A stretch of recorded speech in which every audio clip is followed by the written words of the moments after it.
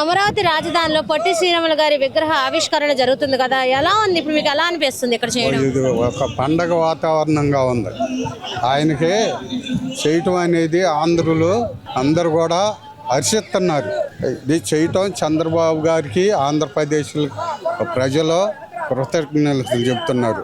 ఎందుకంటే ఆయన త్యాగం మర్చిపోకుండా రాజధాని అనేది వచ్చింది. అసలు ఎప్పుడో రావాల్సింది ఆయన కళ, ఇన్నాళ్ళకే నెరవేరింది ఆయన కళ. ఇక్కడ పెడతాం ఆంధ్ర ప్రజలకే మనందరికి కూడా గర్వకారణం. రాజధాని అనేది డెవలప్ చేస్తుండో జగన్ అనేది కళ. అవి వచ్చి ఒక 50 సంవత్సరాలు వెనక పంపించింది, 20 సంవత్సరాలు కాదు. ఆయన వెనక మొన్న రాకుండా ఉంటే ఇవాళ రాజధాని ఎట్టుండేదో, ఎట్ట లేచిపోయేదో. ఆయన వచ్చి నాశనం చేసిండు. ఒక 20 సంవత్సరాలు అనేది వెనక్కిపోయింది మన రాజధాని.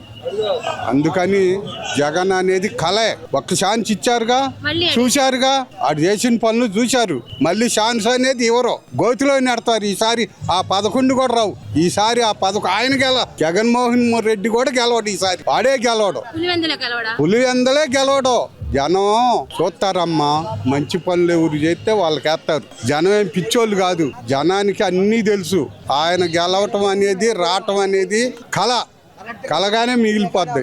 ముఖ్యమంత్రి చంద్రబాబు నాయుడు గారు కనుక ఇప్పుడు ఈ స్థితిలో ఇలా కనుక చేశారు కాబట్టి మనం ఆయన్ని మరి పొట్టి శ్రీరాములు గారి యొక్క స్థితి రాష్ట్రం అందరికి సంబంధించిన వ్యక్తులు కాబట్టి అన్ని కుల మతాల భేదాలకు అనుగుణంగా ఎవరికి అనుగుణం లేకుండా అన్ని ప్రజల్లో అంటే ఒక స్మృతి వనంలో అన్ని రకాల ఏర్పాటు చేస్తూ మరి పుట్టిన తేదీకి అలాగే మరణించిన తేదీకి మరి ఆంధ్ర రాష్ట్ర అవతరణ దినానికి మూటికి కూడాను బాధ్యత వహిస్తూ వారు చంద్రబాబు గారు తీసుకున్నటువంటి నిర్ణయం చాలా గర్వకారణం. సార్, ఇప్పుడు అమరావతి అభివృద్ధి అనేది ఇక్కడ ఎలా జరుగుతుంది అంటున్నారు? మరి అమరావతి అభివృద్ధి శరవేగంగా దూసుకుపోతున్నది. ఇదివరకు అంత లేదు. జరిగినటువంటి ప్రభుత్వంలో ఏదైతే జరిగిందో అది మొత్తం అంతా నిర్వీర్యమైపోయి ఉన్నదాన్ని అసలు ఎట్లా చేసుకోవాలన్న రీతిలో తీసుకుని వచ్చిన 2 ఏళ్లలోనే చాలా శరవేగంగా దూసుకుపోతున్నది అమరావతి యొక్క కట్టడాలన్నీ కూడా. జగన్మోహన్ రెడ్డి వైసీపీ నాయకులు మరి ఇక్కడ అభివృద్ధి జరగట్లేదు, ఇక్కడ ఏమీ లేదని అవాకులు చవాకులు ఇప్పుడు కూడా అంటున్నారు. ఎందుకు పేరుస్తున్నారు అట్లా?